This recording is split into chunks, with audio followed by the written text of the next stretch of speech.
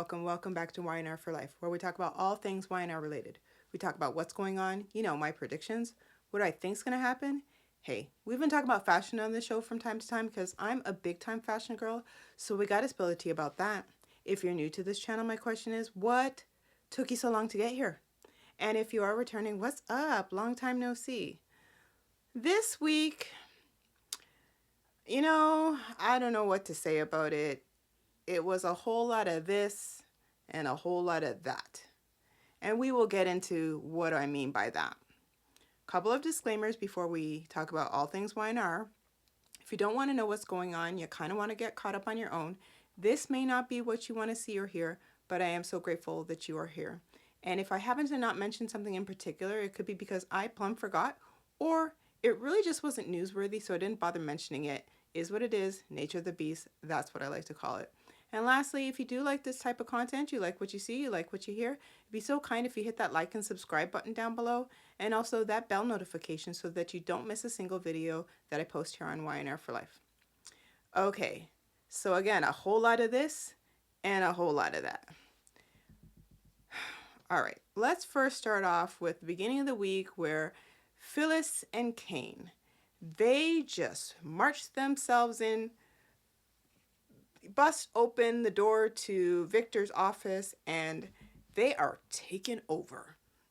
So Phyllis goes on this big speech, this whole tirade about how they have taken over successfully Newman Enterprises and Chancellor, and Victor is out and they are in. And talking about, let's just redo the office, let's do this, blah, blah, blah. And of course, Victor's just sitting there at his desk like, are we through here? Now again, I say, I'm not disappointed over this whole Newman takeover, just because we need a little bit of razzle-dazzle, if you will, because it's been Newman for so long, so many years where they've been on top. And again, I like Victor. However, there are times where he needs to be taken down a few pegs.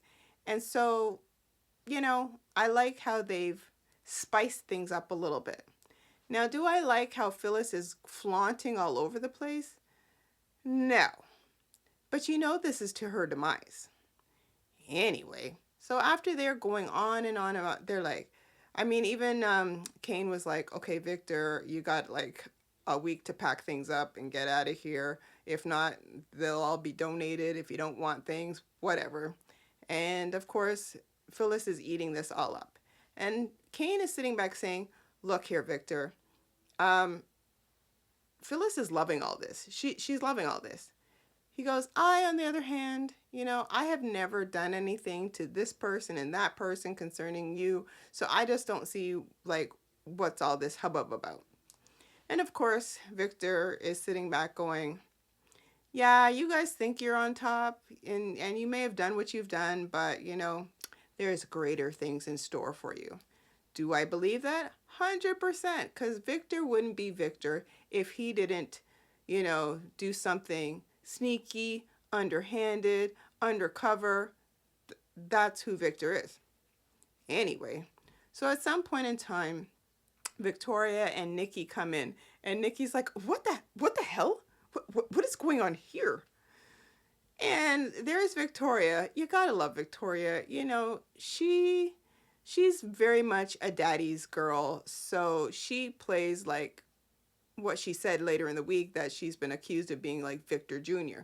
So yeah, she plays this off and she's just ripping Phyllis left, right, and center. It got so much that Phyllis was talking about getting security to like take them all out. But then when Victoria was going off on her, she basically was like, well, I don't need security to take you out. Like they were going to go to blows. And Nikki, she's sitting back going, what? Nikki's face. What? So Nikki's trying to protect Victoria. And at one point, Victoria's like, you don't talk to my mother. You talk to me, Phyllis. I'm like, oh, okay, Victoria.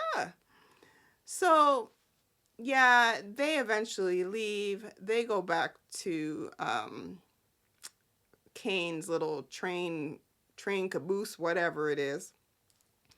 And of course, Phyllis is on some natural high because, she's on top. Forget all the numerous warnings that she's had from Nick and whomever about this is not a good thing. She doesn't care. She just wants to be on top. She's calling Victor a monster. Like, she just is going. I don't think her brain is catching up to her speech. So, needless to say, it's so manic and just frantic. Phyllis, calm down. You don't see Cane acting like this, so you need to calm it down. Okay. And just so you know, Phyllis, again, you're my girl. I do like you.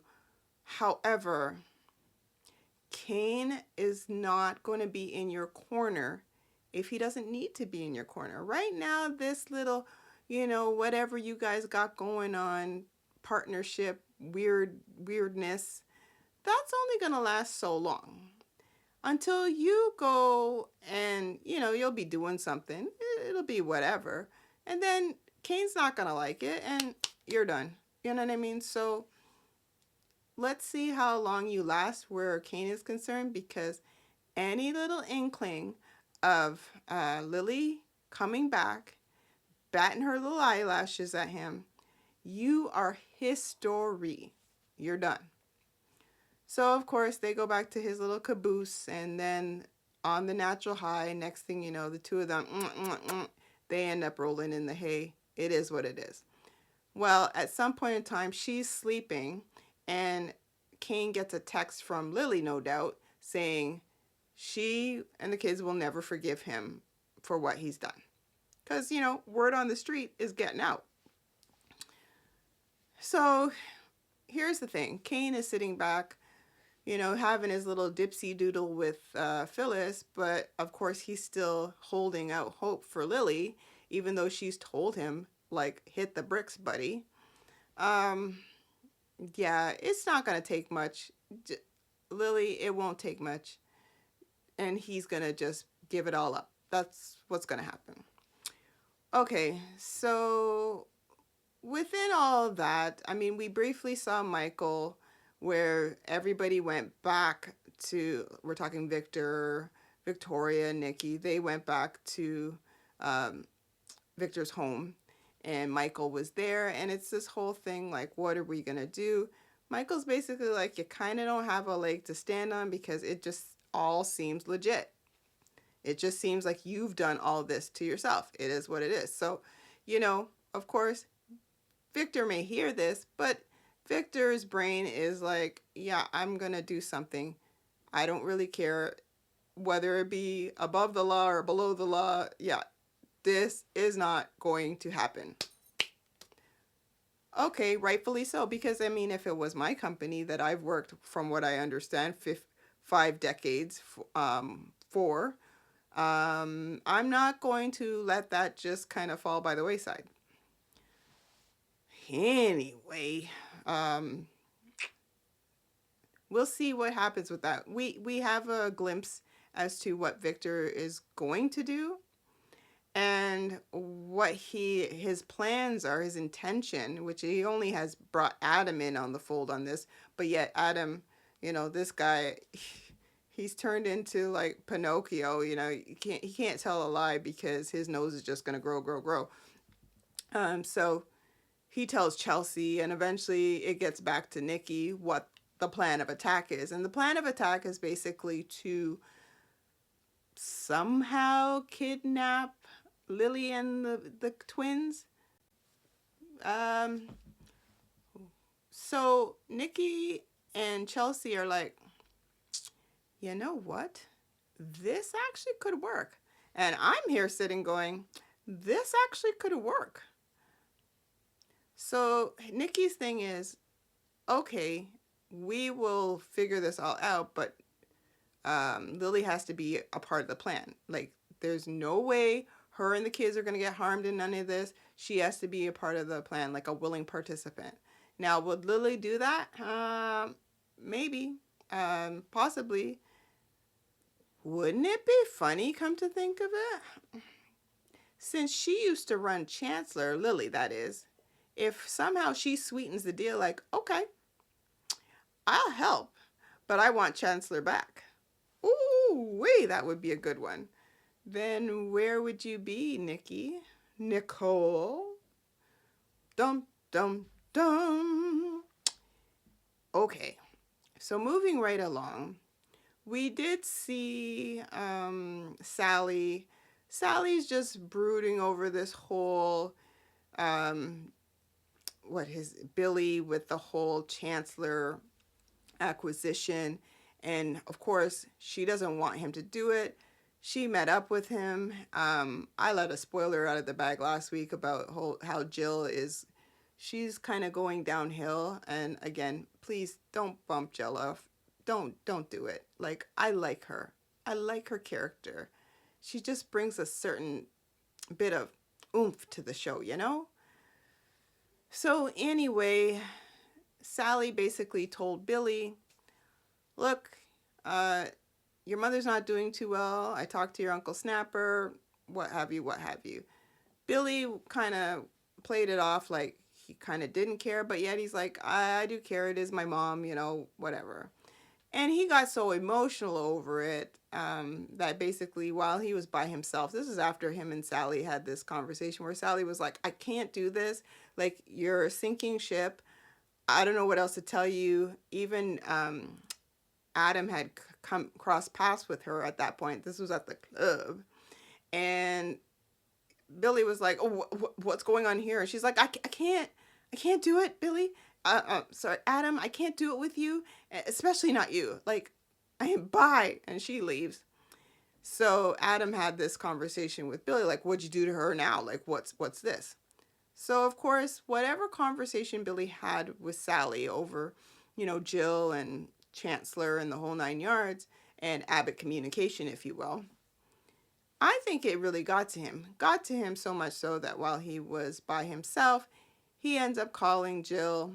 We don't hear her, but he calls her and was like, you know, are you okay, Mom? This guy's so emotional. He's remembering conversations that he had with her over, you know, the fact of building like a legacy. And she's like, well, Chancellor could be your legacy and the whole 9 yards.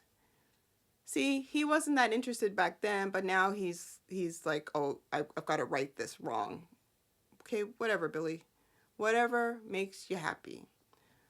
So, yeah, Billy is now reeling over his decision, if you will. As much as he wants Chancellor, it's like, but my mom's not doing well. I'd love to go see her, but she doesn't want me to come see her. I could hear like her voice is failing. You know, it's like, it just sounds like somebody who's like near the end. I'm like, well, just what a way to be positive here. Oh boy. So he had told Cane all this story, you know, about Jill and she's not doing well. And of course, Cane's like, wait, what would you prefer? That I give everything back to Victor? Like, forget all of this? And he's like, no. He's like, but I just feel a ways and I shouldn't say nothing to Jill because, like, I don't want to basically help to bump her off because of this information. Well, the two of them are like broskies and they're just, you know, ruminating over like, what should we do and the whole 9 yards. And, you know, in my opinion, might as well just rip the Band-Aid off, tell Jill, and just move on. As much as you don't want her to be bumped off, especially if she's got a heart condition, she needs to know. And there's no point keeping it a secret. Again, just my opinion. So anyway, what else? So Sally ends up having a conversation with Audra about all things Billy, if you will. And through that conversation, she was like, look, I have to figure out Abbott Communications because, you know, if Billy's off yonder doing whatever with Chancellor, I can't be left holding the bag like this. I need help. So she offers Audra whatever position she had offered her before. And she's like, look, I'll just deal with the fallout from Jill afterwards. I need help. And you're the perfect person to help me. Of course, Audra accepts, and I'm like, thank goodness. Give that woman a job already. So she accepts it, and they were going to toast over some champagne or whatever. And she's like, yeah, this is Audra, mind you. Yeah, I've been having such a rough time. And, especially, since. And then in walks Nate with Victoria, because Victoria had met up with Nate at the coffee house. Not purposely. She bumps into him. And they have their little conversation about how Newman is gone and they've lost everything. And of course, Nate wants to be that listening ear. Moving right along, he's like, you need to eat. And much more than just a little treat from the coffee house or a cup of coffee. Like, you need some food, woman. So he invites her to have him buy her dinner. They go to, was it Society, I believe? That's when they all bump in together. And yeah, Audra is like, oh, she's got to eat crumb at this point. So Victoria and Nate walk up to Sally and Audra. They are very cordial. And then Sally and Victoria have this conversation again, all things Billy and how he's like a sinking ship. And she alludes to the fact that he's going to get Chancellor back. So Victoria's like, what? Okay, well, it won't be for long because I'm going to get everything back that it's been stolen from us. So, like, whatever. And Sally's like, well, good luck with that. All the best. Adios. So after Victoria, she excuses herself because, her and Nate are supposed to be on this little, albeit date, if you will. Audra stops Nate and she's like, yeah, Nate, did you know that I bumped into Amy? Why are we talking about that, Audra? Why? Small talk? No, very unnecessary. So yeah, Nate's like, well, yeah, I heard about that. I'm glad you had a good time. And later. Oh, Audra, you poor thing. Now, would Nate go back to Audra? 100% he would. I don't have a doubt in my mind he would go back to her. Because he just seems a little loosey-goosey. As much as he's kind of liking his, the company with Victoria. Yeah, he's just a little loosey-goosey when it comes to Audra. So in my head, give it a little bit of time and those two will have, as I said, a situationship. Just saying. Okay, so was it last week? I think it was last week that little Harrison had his little, matchmaker game thing going on between Claire and Kyle. So yeah, anyway, moving forward, yeah, that was last week. So moving forward, Kyle's cleaning up from this whole little project he had going on. In walks Diane. Diane and Kyle exchange, just small talk about Claire and as it pertains to Harrison. And, basically, son, is all hope lost between you and Claire? Do not egg this on. Diane, don't. Let Claire just be free. But as we see this week, can somebody just give Claire a job or something now that she's out of whatever publishing, Newman Publishing or whatever like she's just walking around and wandering around town, just useless. So clearly this week she has this conversation with Kyle, and by the end of the conversation, they're at the coffee house. She's like, Kyle, I know with everything going on, would it be okay for us to go out for dinner? Wait, pardon? What do you mean, is it okay if you go out for dinner? And there's Kyle, like a little lapdog. Okay, are you sure? Oh, I would love that. I would love for us to go for dinner. Why?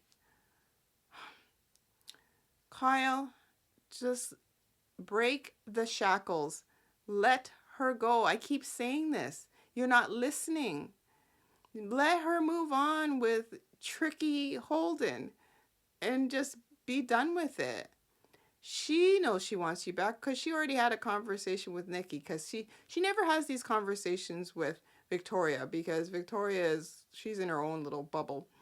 But she has these conversations, these heart to hearts with Nikki, and it's always about Kyle and Holden and what what the heart wants. And of course Nikki's like, have you thought about getting back together with Kyle? Oh, I'm over it.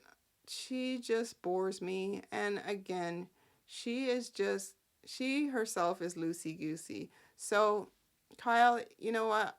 If you're going to go back with her, it is what it is.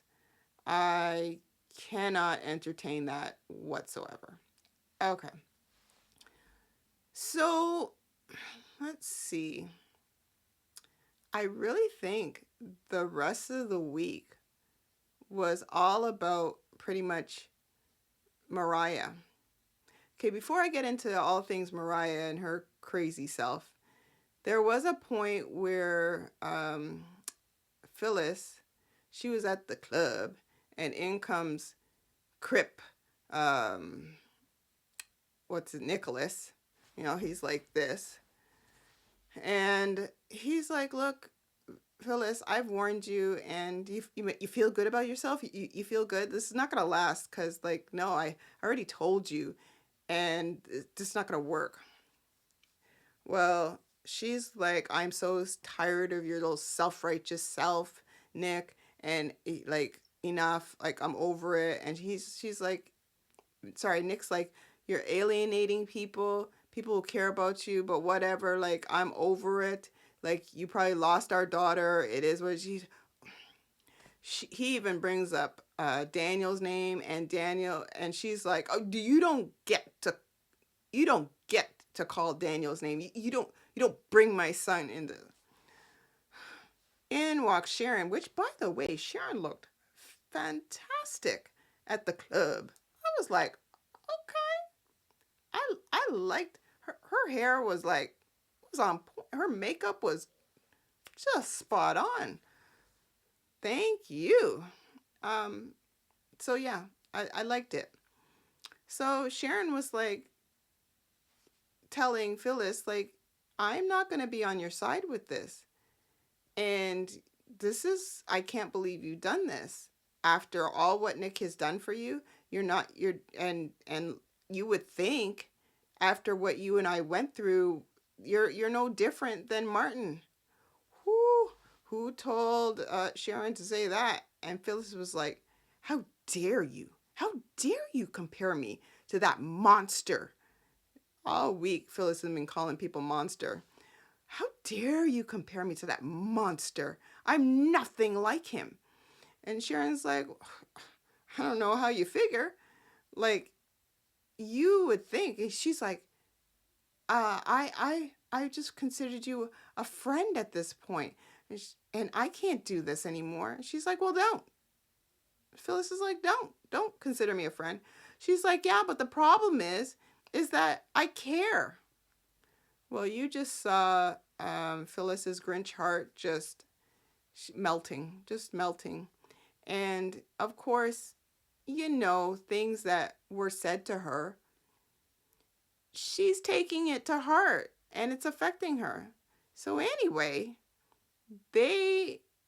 Sharon and Nick, they go off and find their own table. So Phyllis is like, she's calling up Summer. She calls, she's like, pick up. Summer doesn't pick up. Soon after she hangs up, bing, she gets a ping on her phone, and it's a text message from Summer saying, "Don't call me ever again." Well then, Phyllis, how you like them apples? You see, you've alienated everybody, and not even your daughter is going to talk to you. Is it not enough that you pretended that you were dead? And now this?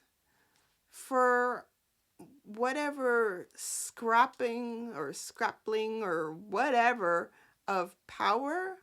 Oh, Phyllis, no. So yeah, she's lost that, and I'm sure if they do bring Summer back, it's gonna be, it's just gonna be war. Just saying.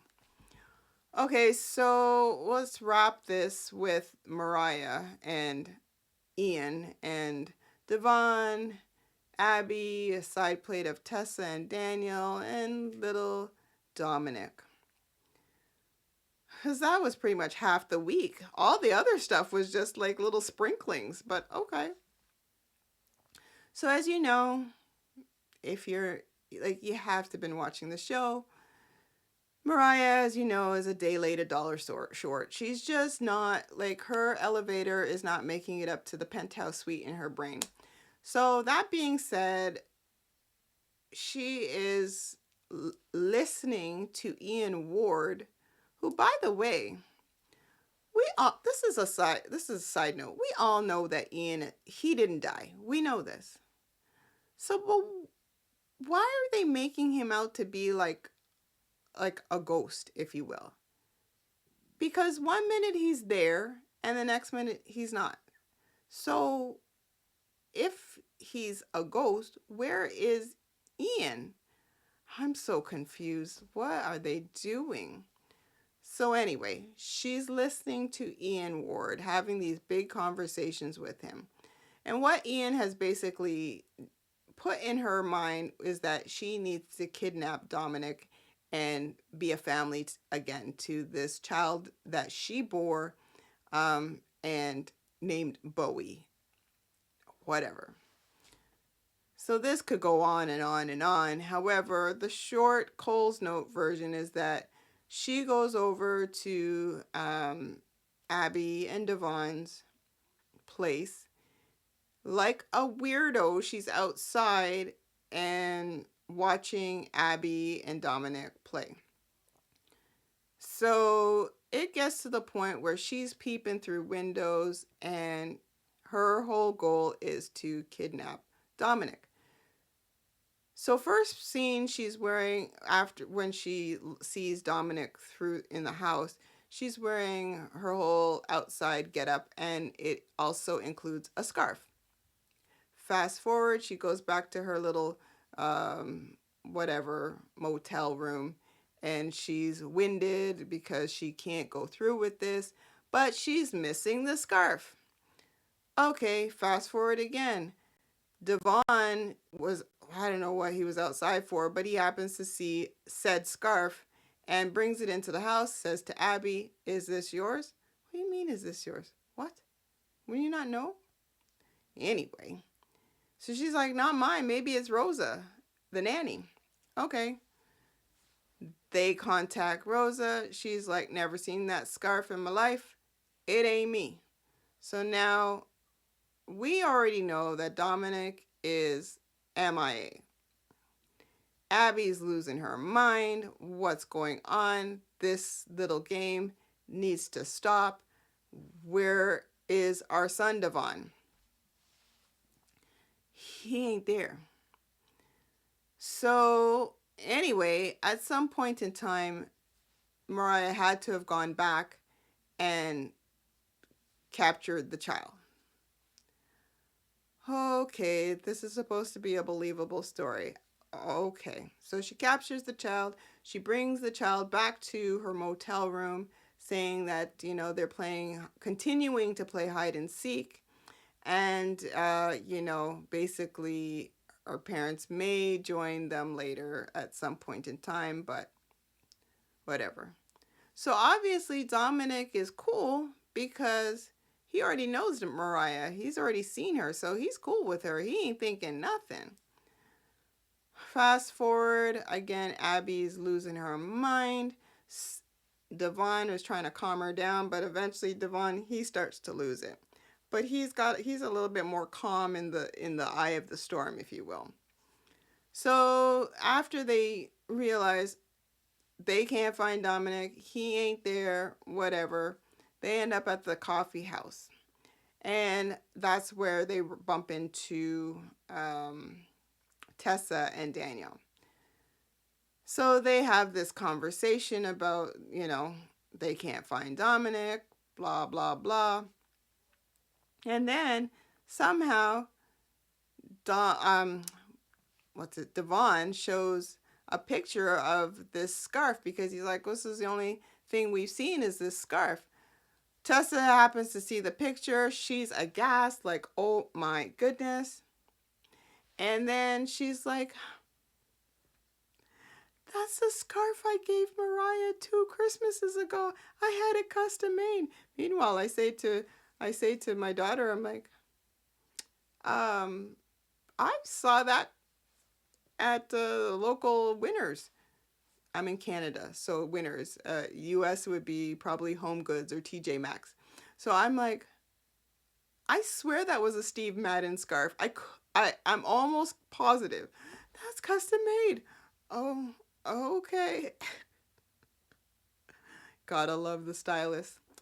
So Tessa is now like, oh my gosh, I can't believe. She tells them that Mariah hasn't been herself and that she checked herself into a facility because she's, again, day late, dollar short.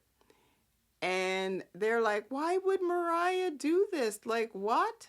Isn't she supposed to be away if that's the case? Is she back in Genoa City? Tessa's like, I don't know. I had the family tracking app, but then I turned it off. Oh, wait, no, she's... Again, supposed to be a believable story. All right. Push forward. They end up telling the police. Again, Abby's like, oh, I wish Chance was here. You'd have been right on the case. He wouldn't have solved the case, but he'd have been right on it. So they end up finding Dominic's like one mitten in this motel room because they catch the surveillance tape and Devon and Abby clearly see that Mariah has taken Dominic. This was after Mariah had brought Dominic back to the motel room. They were playing hide and seek, whatever. So much happened there. Again, so much of this, so much of that. And I'm like, oh, this is craziness. This is absolute craziness. I mean, even Mariah was talking to Ian saying, why didn't I just take Aria? Again, you're a kidnapper? What? Okay. So, again, fast forward. She's got Dominic in the car and she's driving like forever. They're playing I Spy with My Little Eye. And eventually a police car is behind. She sees the police car. She starts to freak out, ends up in tears. Police drive by her. And yeah, Dominic's like, what you crying for? Oh, I'm just so emotional. Because I could have been your mom. Oh boy. Somebody help her. Let's go back to when we may have seen her once a month. We saw her way too often this week because this is straight nonsense, in my opinion. So the whole story is the fact that Mariah has taken this child and now everybody, well, who needs to know knows. Even Devon had approached Sharon about it. Sharon's like, oh my God, why would Mariah do this? It's all my fault. I should have been contacting her more. Well, yeah, you should have. I said this already for a couple of weeks now. Like, you haven't been contacting her. So, like, she's now up to her own devices. I'm just putting it out there. So, yes. At the end of the day, this is one hot mess. So my thing is, are they going to bring Ian back as he's an actual body versus an apparition? Because again, they were having a conversation in the car. And then when Dominic woke up going, Papa, Ian's not there. So, what? Oh, oh boy. Yeah, so the whole thing is Dominic is missing. Now everybody's on the hunt for Dominic. I mean, even Abby's like, I gotta contact my dad and get security on this. What is the GCPD do? Oh boy. So yeah, I'm hoping they'll wrap this up fairly quickly. And yeah, they may need to use Tessa or I don't know. Let's wrap this up. Let's wrap up this whole Newman takeover. Because again, you know that's not going to last long. Yeah, you have to know this. It's cool right now, but it's going to wrap up. And please, once again, do not let Claire go back with Kyle. And do not bump Jill off, please. Keep Jess Walton on the show, please. This is my picket sign. Like, please don't bump her off. So yeah, I think that's pretty much it for this week. So there you have it, folks. Again, if you like what you see, you like what you hear, it'd be so kind if you hit that like and subscribe. And once again, we're going to see what this week coming holds. I think it should be a little bit good as it pertains to the whole Newman takeover and Lily, but we shall see. So again, if you like this type of content, again, share. Why? Because sharing is caring. At least I like to think so. So you guys take care, and we will see what happens, as I said, this coming week. And you have an awesome week, and I will catch you on the next video.